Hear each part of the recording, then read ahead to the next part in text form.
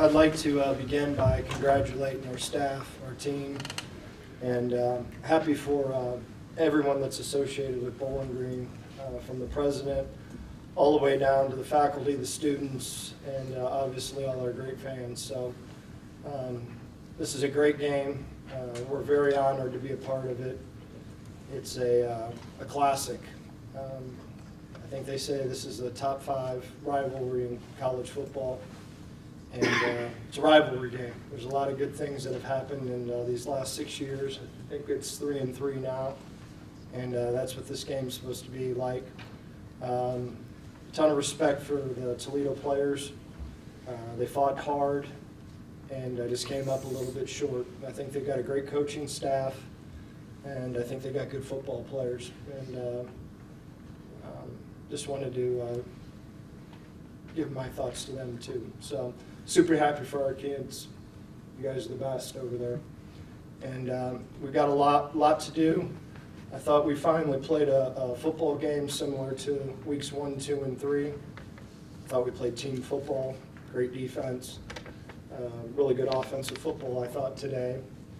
And we made our kicks, and we closed the deal and finished the game, which was great. So super happy for everyone, and we're going to get to work here. We're going to take tomorrow off and get a little bit of a long week here and get ready to go to work.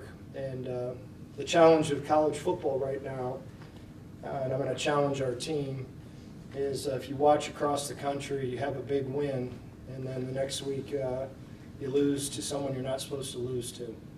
And in this league, it doesn't matter who you play, we're all even.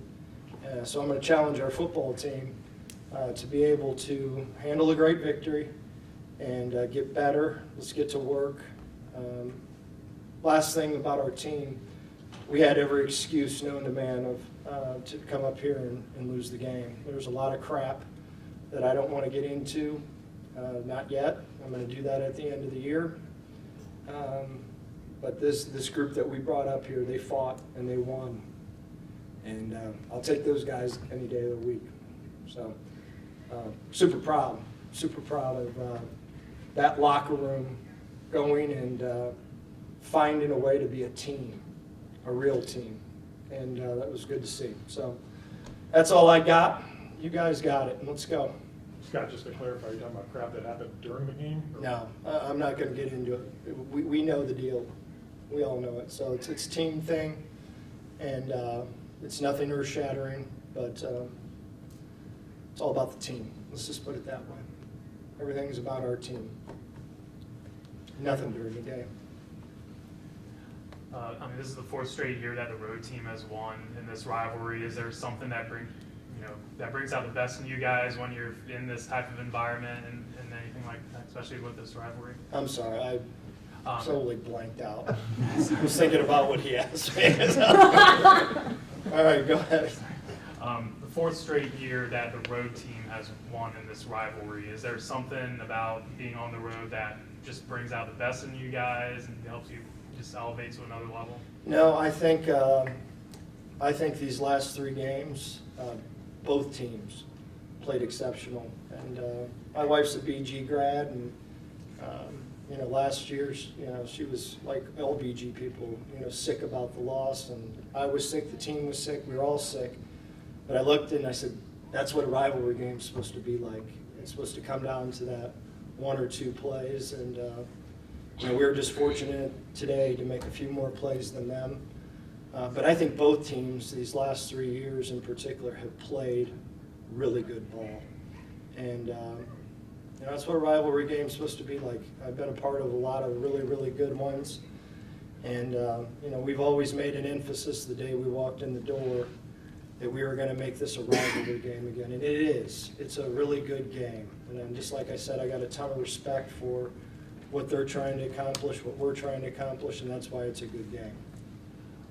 Run game over 200 rushing yards, and you Finally, did in such a variety of ways, up the middle, jet sweeps, out wide. Just how effective was just mixing it up in the run game? Yeah, well, we got a ton of respect for their front and their front 7 in particular, and their safeties tackle, They outnumber you in the run game all the time.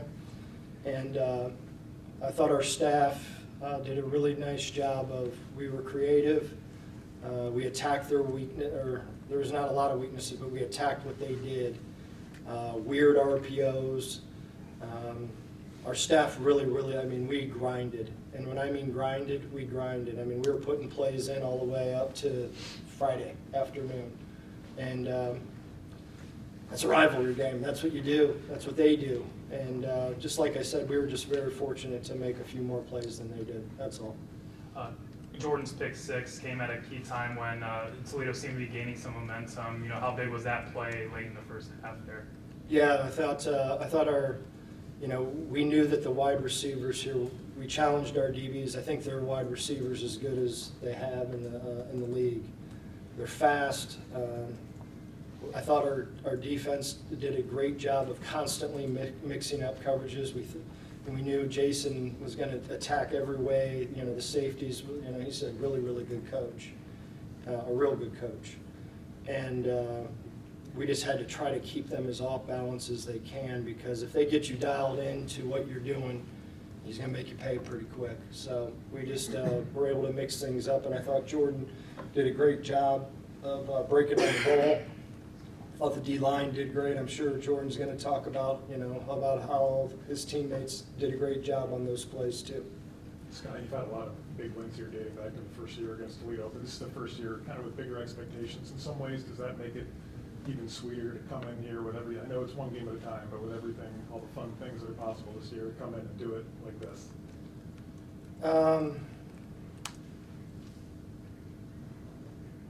I'm just happy that we played like we did weeks 1, 2, and 3.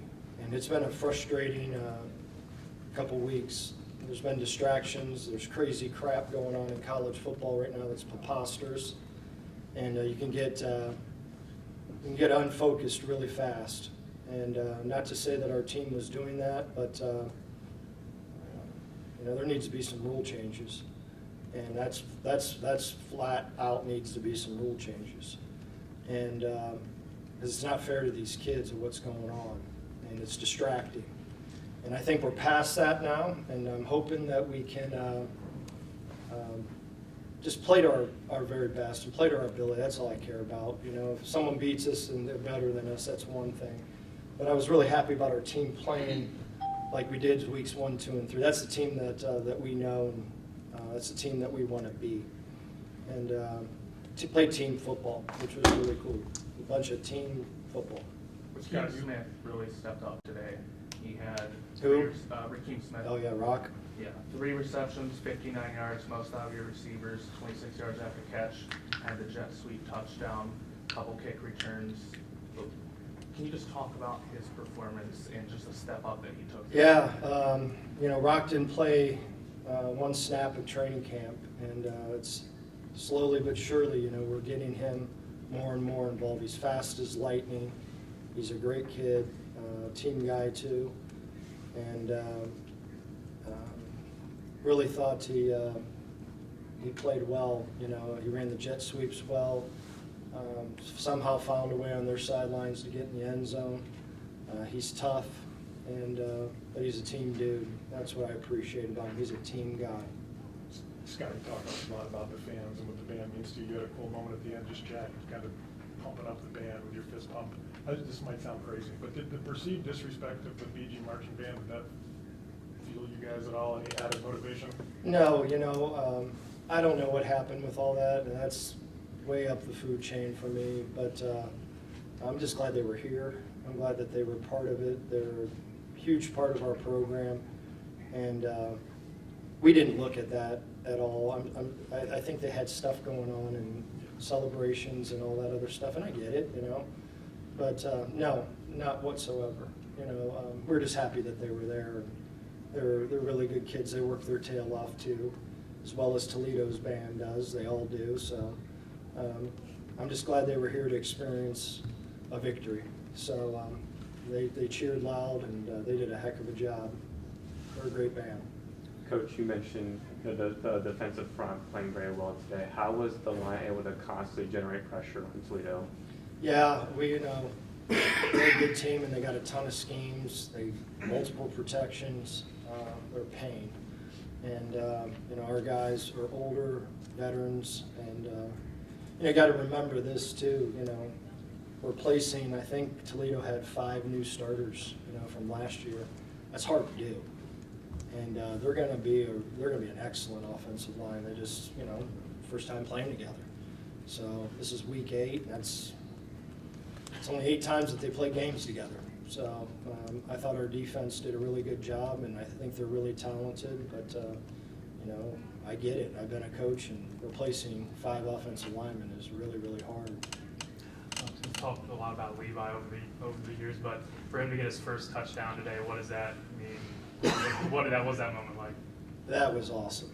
You know, I love Levi, and him and I have got a really special relationship. And I told him he was going to be a captain when I recruited him, and when we recruited him.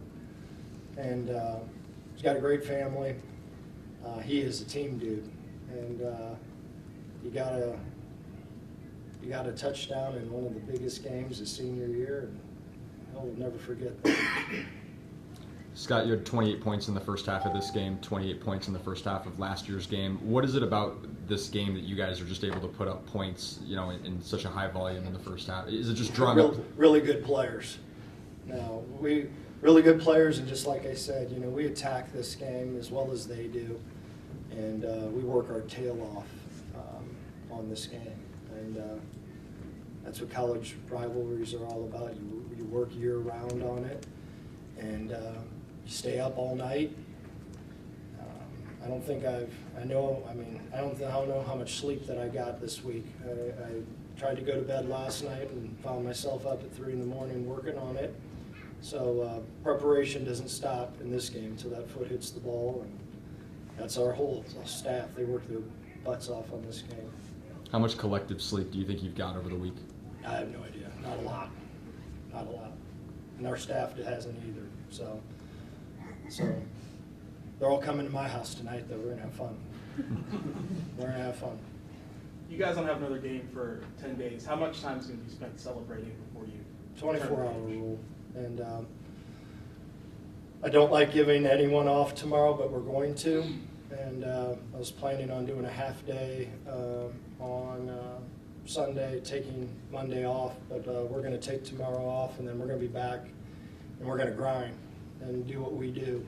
And so we'll hit the ground Monday morning, ready to rock and roll. I'm going to go watch my 8th grader kick ass in CYO volleyball. I can't wait. It's going to be fun. Get to finally watch her play. I haven't got to.